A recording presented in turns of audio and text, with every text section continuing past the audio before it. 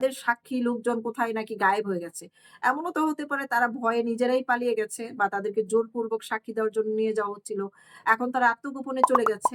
যে ৭ নেতাকর্মীকে অপহরণের শিকার করা হয়েছে বলে অভিযোগ করেছেন জাতীয় নাগরিক পার্টির সিনিয়র যুগ্ম মুখ্য সমন্বয়ক আব্দুল হান্নান মাসুদ। শনিবার ২৭ ডিসেম্বর রাত ৮ টায় গণমাধ্যমে তিনি এই অভিযোগ করেন। আব্দুল হান্নান মাসুদ বলেন যে হাতিয়া উপজেলার ছাত্রশক্তি আহ্বায়ক নেয়ামতুল্লাহ নীরব সুখচর ইউনিয়ন জাতীয় নাগরিক পার্টির আহ্বায়ক হাফেজ মোহাম্মদ ফরিদউদ্দিন হরণী ইউনিয়নের যুগ্ম আহ্বায়ক মোহাম্মদ আক্তার উদ্দিন সহ জাহলার চরে সংঘর্ষে নিহত আলাউদ্দিনের বাবা স্ত্রী ও ২ সন্তান আদালতে মামলা করার জন্য মাইজের উদ্দেশ্যে আসছিলেন। তাদের মধ্যে ৩-৪ জন হত্যার ঘটনার হাতিয়া থানার দায়ের মামলার এছাড়ভুক্ত আসামি। তারা মাইজদির কাছাকাছি পৌঁছলে সাদা পোশাকে পুলিশ পরিচয়ে কে বা কারা তাদেরকে তুলে নিয়ে যায়। পরবর্তীতে পুলিশ, ডিবি, র‍্যাব সহ সব জায়গায় যোগাযোগ করে। কিন্তু কেউ এই বিষয়ে কিছু জানে না বলে জানিয়েছে। এখন তারা আশঙ্কা করছে কোন দস্যু বাহিনীর লোকজন তাদের তুলে নিয়ে গেছে কিনা।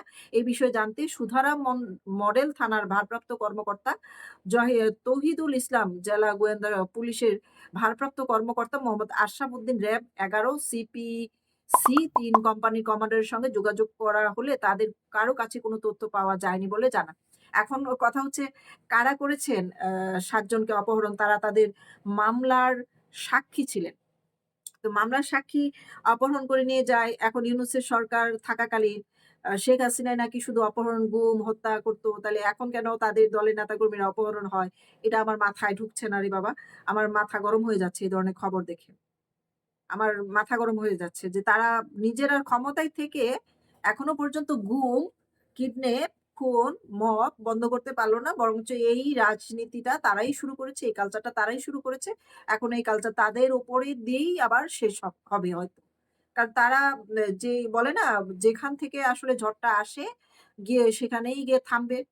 যেখান থেকে ঘটনা শুরু তো তারা নিজেরাই এই ধরনের গুম করা, আ লুকিয়ে ফেলা, মানুষকে হত্যা করা, মব করা, বাড়ি থেকে তুলে নিয়ে হত্যা করে এগুলো তারাই শুরু করেছিল। এখন তাদের সাক্ষী লোকজন কোথায় নাকি গায়েব হয়ে গেছে। এমনও তো হতে পারে তারা ভয়ে নিজেরাই পালিয়ে গেছে বা তাদেরকে জোরপূর্বক সাক্ষী দেওয়ার জন্য নিয়ে যাওয়া হচ্ছিল। এখন তারা আত্মগোপনে চলে গেছে।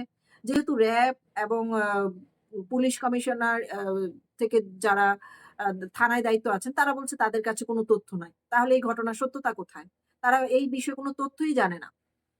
তাদের সত্যতা কোথায়?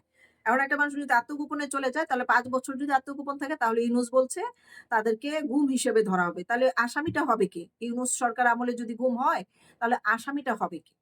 তাহলে আসামি তো হবে ইউনূস সরকার। কারণ শেখ হাসিনার সময় শেখ হাসিনা আসামি হয়েছিল কেউ গুম হলে। এখন যদি কেউ গুম হয় ৫ বছর পরে আসে তাহলে সেটার জন্য তো ইউনূসই দায়ী থাকবে। ইউনূসের নামেই মামলা হবে। সে মরে গেলে কবরে যেয়ে তার নামে শাস্তি দায়ের করা হবে। এছাড়া তো আমি তার আইনের বাইরে আর কিছু উপায় দেখছি না।